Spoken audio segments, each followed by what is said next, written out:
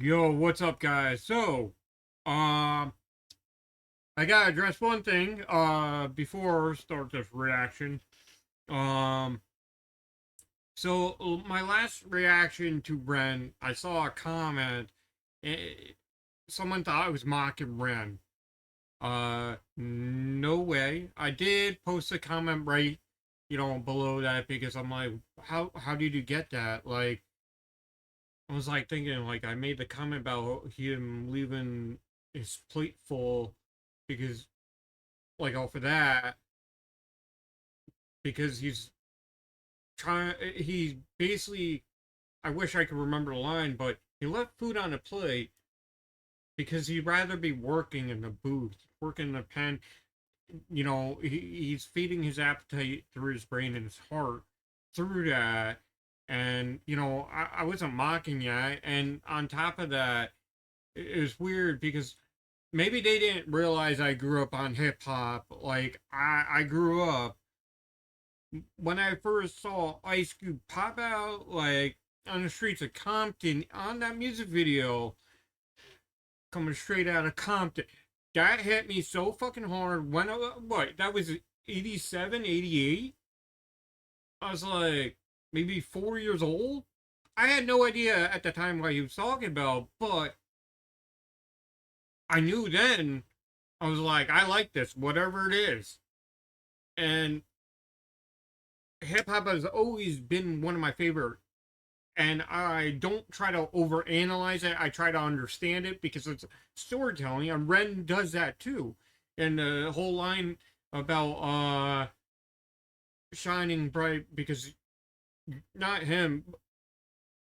I'm not quoting him because I don't want to fuck that up. But what I was quoting myself about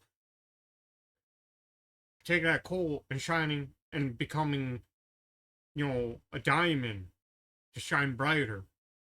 Uh, because when the pressure's on, smash that coal, you're gonna find a diamond.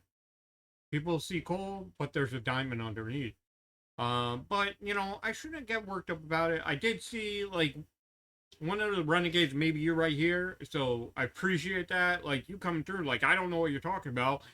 Like, and I was like, I like this community. Like the renegades, like you guys, and I shouldn't just say guys because there's women in here too. Uh, it says, like I said, I grew up in the '80s and through the '90s. I was in my teens and 2000s.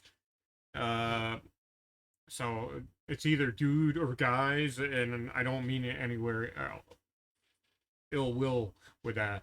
But hopefully, I imagine every single renegade understands where I'm coming from. But Bren did find me at a certain time in my life where I was talking about losing my father. My family never told me he died. I didn't get that whole time where I can meet up with him and try to reconcile because last time I saw him was 1990. Actually, 1993 was the last time I was on the phone with him, speaking to him. Last time I saw him was 91. 1991. So do the math. I'm going to be 41 as of this week. So I didn't get that. And people claiming I'm dead from my family. I am not. Um, it's wild.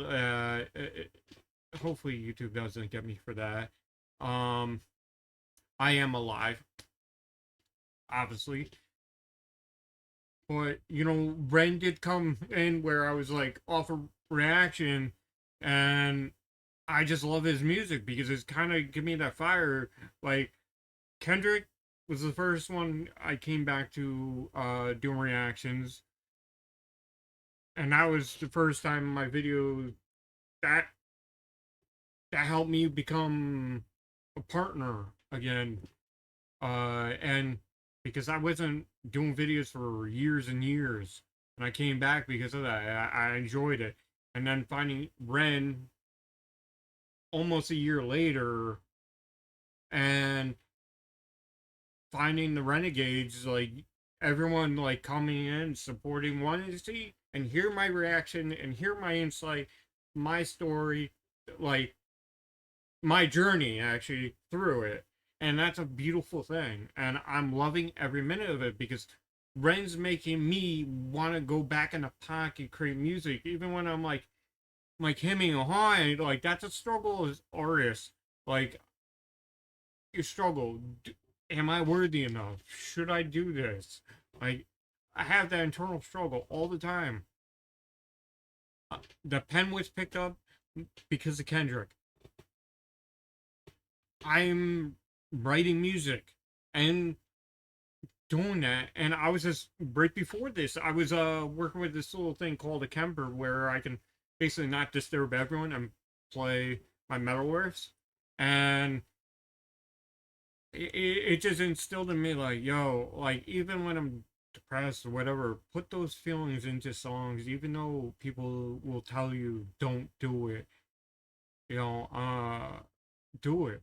Like tell your story, and I'm going to do that. And this journey, I want to keep going with it. Like I will talk more about Ren's music and all that coming up right now, but just a heads up, I will be doing live stream. If you want to check it out, you're not obligated to show up, but it'd be kind of cool to actually interact with you all live, like the metal fans and the renegades. That'd be kind of cool. Because I love these communities and the community on this channel. Everyone's just been amazing, and I'm not gonna keep waxing on now. But right now, it's time to finally get to the third installment of Money Game with a piano right there. All right, this is gonna be crazy. Already know. So without further ado, let's get it. And it's a 9-minute song. Shit, wow. All right, I don't think I need subtitles. I was reacting to Japanese music. So let's get it.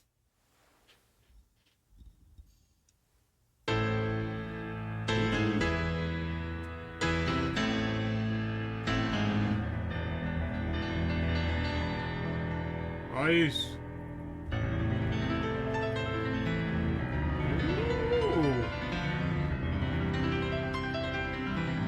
Oh no, this is gonna be crazy.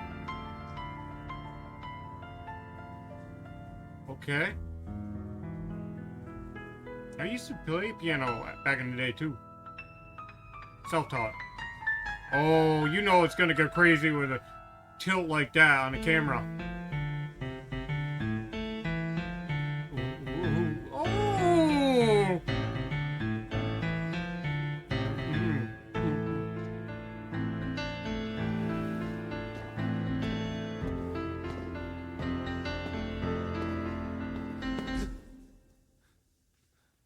Oh.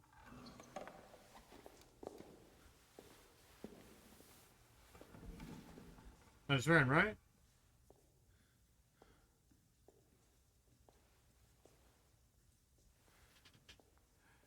Oh, this is ominous.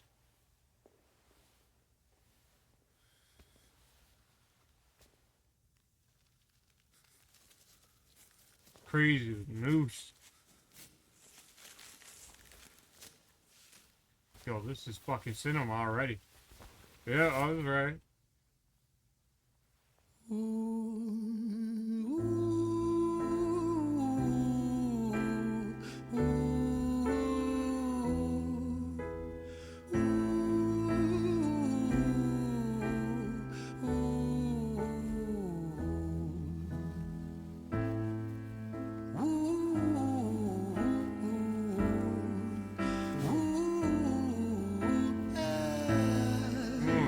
His humming's fucking sick. The cadence in that. Let me tell you a story about a boy named Jimmy. 1 year old and his first words were mine, gimme. 2 years old he was walking, 3 years old walking quickly. 4 years old he was running round the pavements of his city. 5 years old and his daddy told him, listen here son, You gotta learn to be a man. A man, he works for what he wants. 6 years old and he's reading, writing, top of the bunch. And when he's 7, his progression made him student number 1. 8 years old and he's praised for unusual grades. 9, his parents paid for private school to nurture the flame. 10, 11, 12, 13, he ascends and ascends. His daddy tells him, son, money is the means to all ends. 14, solving complex mathematical equations. At 15, IQ 150, still elevating. 16, he develops complex software code that detects weaknesses in cybersecurity protocols. 17, and he sells his vision, keeping the share. Not yet an adult, but he's practically a millionaire. 18, and his daddy tells him, now you're a man. This world don't give a damn about you, so take all that you can. 19, he turns up profit, stocks and shares, invest in product. 20. Go back on that shit. That's fucking facts. Like, you become 18, yeah, it doesn't give a fuck. And his daddy tells him, now you're a man. Well, this world don't give a damn about you, so take all that you can. 19, he turns a profit, stocks and shares, invest in product. 20, double down deposits. 21, his income rockets. 22, he learns the truth is just an obstacle to wealth. If you manipulate the data, then the lie will sell itself. 23, a life of luxury, crystal and cocaine. 24, he makes the Forbes list, they're applauding his name. 25, and his daddy tells him, listen here, son, while you're sitting in that palace, that don't mean that you won. 26, a business shift, he switches business to arms. He's 27, dealing nuclear and shells in Iran. 28, inside the Senate, money bought him a seat. He's 29, a role of counsel in the president's suite. Now he's 30, his daddy says you're losing the race. You're just a servant to the king, not even in second place. 31, a big maneuver for his daddy's approval, moving imports over borders from the exports out of Cuba. 32, moving grams, growing kilos to tons. He's 33, filling warehouses with powder and guns. 34, turf war with nobody to stop it. Blind eye from the po-po inside of his pocket. The storytelling, what the fuck, dude? 35, he gets the call. I'm sorry, son, but it's your father. Had a heart attack, I'm sorry, he's gone. 36, getting pissed off, abusing his product. 37, eyes glazed, disposition demonic. 38, with a prostitute, a moment of passion, heating up a silver spoon and then chasing the dragon. 39, getting reckless and hungry for power. Daddy's words are still driving him to kill and devour. Makes a move against the cartel, but the strategy's flawed. They retaliate and leave him in a hospital ward. A bullet buried in his vertebra and one in his leg. The doctor sighs and says, I don't think you'll be walking again. Oh, damn.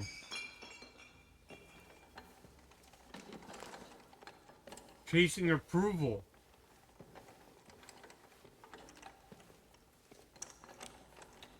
Even when you're wealthy, chasing approval won't make you wealthy.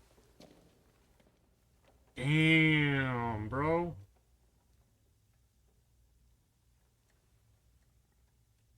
Oh, shit.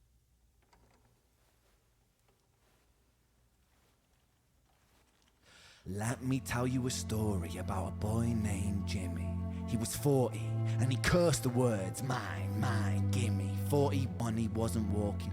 42, not walking quickly. 43, never running round the pavements of his city.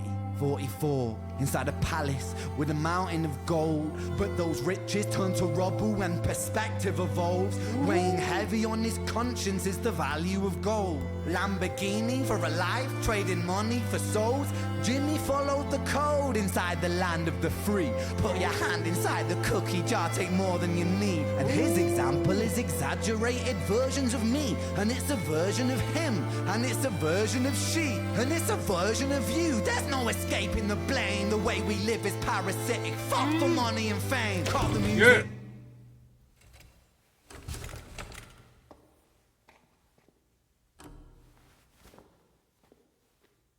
This isn't entertainment. This is real life. The way we live is lunacy, community, it declines. Hyperpolarized, always fighting, then we divide. Truth is less important than the money that we designed. Money's an invention. Politics from our invention. They all come from people's ideas. Did I mention? Border's an invention. Law and order fuel the tension. It leads to people killing each other. My solution? Oh, shit.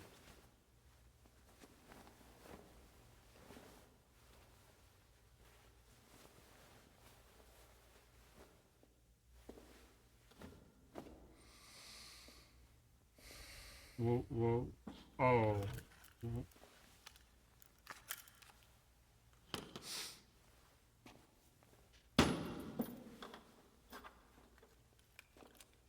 What? Everything is subject to change. We could build utopias if individuals were taught to use their brains. But if we teach kids in schools to always be sheep and put themselves before the herd if there's more money for me, Ooh. then there's no future I see where the humans survive with parasites inside a petri dish with cannibal minds. Mold will grow upon the surface and consume till it dies.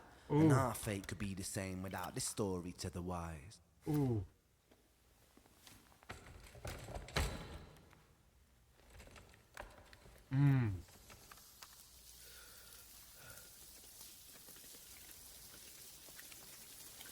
45.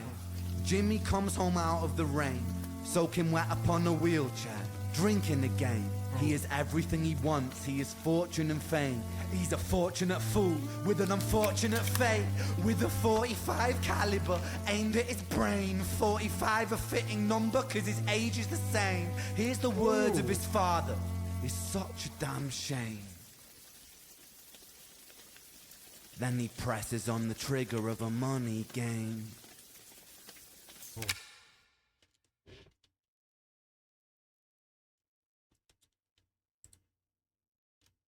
Yo.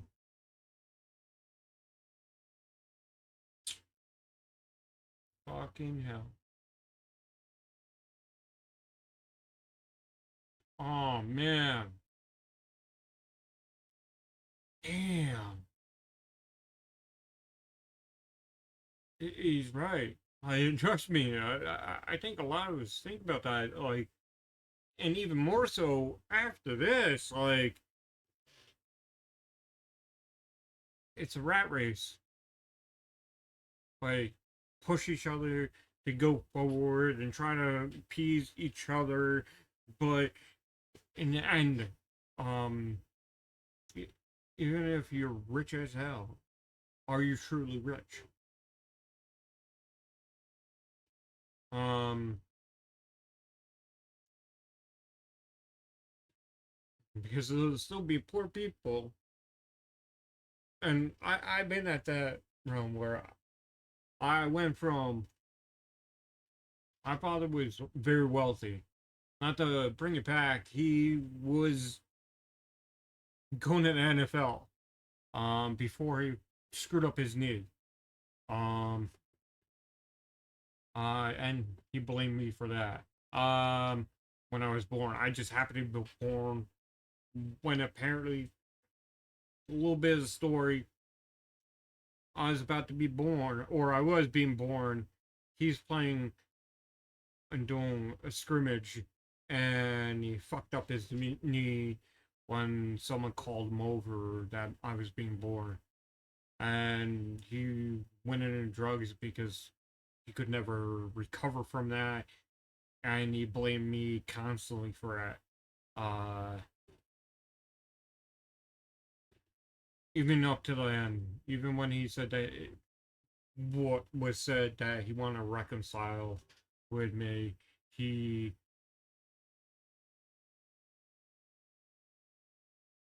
my half brother tried to everything that I had as a kid. He tried to name after me. Like there's part of me is like, yeah, I know. Like hearing this, and he missed me, but I could never get my father's approval.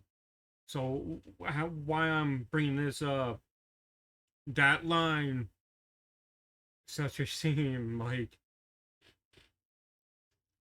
that kind of hit me very hard. Um, and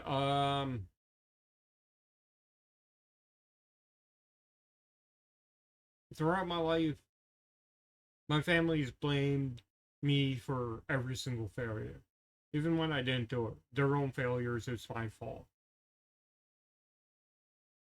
I've been trying to level up my entire life, and in that, I try to please everyone else, hopefully, hoping that I would get a thank you. And I realize, like, don't do that because they're not gonna approve. They're not gonna thank you when the lights were out in my house back when we were living in a trailer park. I was the one that busted my ass off to get the money to pay for it, to get the power back on.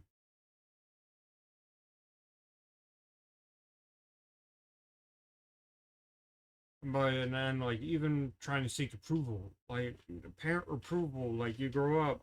I tried to sidetrack myself from or pivot away from trying to get approval from my family, so I distanced myself because it's a very toxic relationship. And I know people like, yo, that's your family.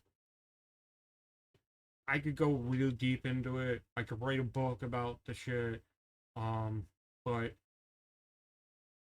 I don't feel like it's worth it because I've gotten opportunities and over the course of my life that I put aside because I wanted approval. I missed opportunities playing overseas because of that, chasing the money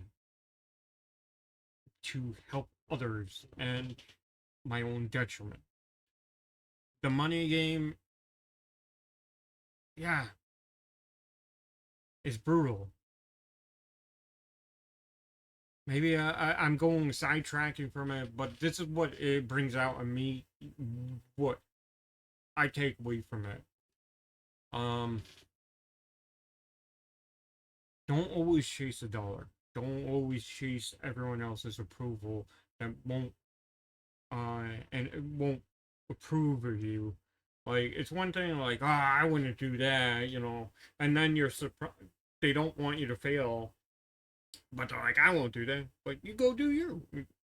That's a difference. Like you get support, but in that sense, not everyone's gonna want you to do what you want to do. Like you follow your dreams. Like if you want to become a hairdresser,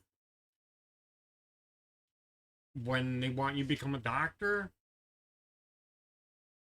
because that's your passion, I guarantee 9 times out of 10 they're gonna be like, find out you're happy. I can't speak for your families, but I imagine it'd be like, well, they're doing good. They're happy. They have a family. They're doing well. Um, I don't think they're gonna be as bad as I hope not as my family was because I remember like I knew at a particular time that I left and didn't talk to my mother after. Um, she came in a hospital after I got hit by a car. It staples to my head. Got hit by a car, riding on a bike. Um, a bicycle. Woman ran a red light. Um, and I got hit so hard, landed in the middle of the, uh, I don't know what you call it in the UK, but it was like, uh, where four streets match, and I wasn't running a red light or anything. I was doing crosswalk, and I couldn't stop in time. Got hit. Had to get staples. I had to get rushed to the hospital. Luckily, I'm fine. And my mother came in. It's like came in and said to the doctor, she didn't think I heard it, saying, "Hey, did he have a will?"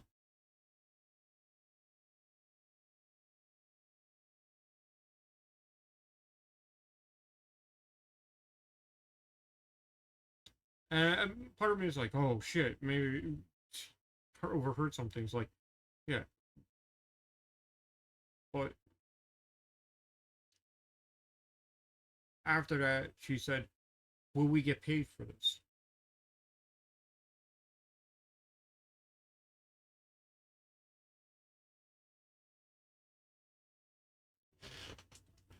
She didn't ask if I was okay. That's all she cared about. She's always been chasing the dollar. My father died. Um, she says that she's owed that money. Even when my father apparently tried to reach out to me, she told him uh, she didn't know if I was alive or not when she saw me the week previous. He wanted to put me on a pension. I didn't care about the money or whatever, but the whole family thinks I do. I was wondering if it left me a letter or anything. But goes to show you, some people chase after money and feel it's more important than being rich at heart and in your mind. I've been lucky enough to be surrounded by people that I call family. They're not blood relatives, but they've been through me, been with me through tough times. Been through me. That's weird. Been with me through tough times, and I've been there. They could be the ones that call at 3 a.m. They'll pick up. I don't have many of them, friends like that, but I cherish them. So if you have anyone in your life like that, cherish them and thank them. Call them up. Tell them you love them. Uh, Thank them. Give them a hug. Check up on them. Because sometimes money can be evil because people chase after it because they want approval. If they have the status, they think they'll have approval. Maybe I dug really deep in there, but this is what Ren brought out of me. You know, I appreciate that. I'm glad I made it to part 3. I can't wait to listen to more of his music. This is probably a really long video for Ren reaction, but there were a lot of thoughts I had to get off my chest, and this just kind of helped me. Where I'm like, oh man, I was like in the pocket about uh, creating music, even though I was sitting right by playing my guitar just moments before I did this video and recording. And yeah, thanks, Ren. Thank you, Renegades. But with that being said, um, I'll talk to you guys later. Peace. Take care.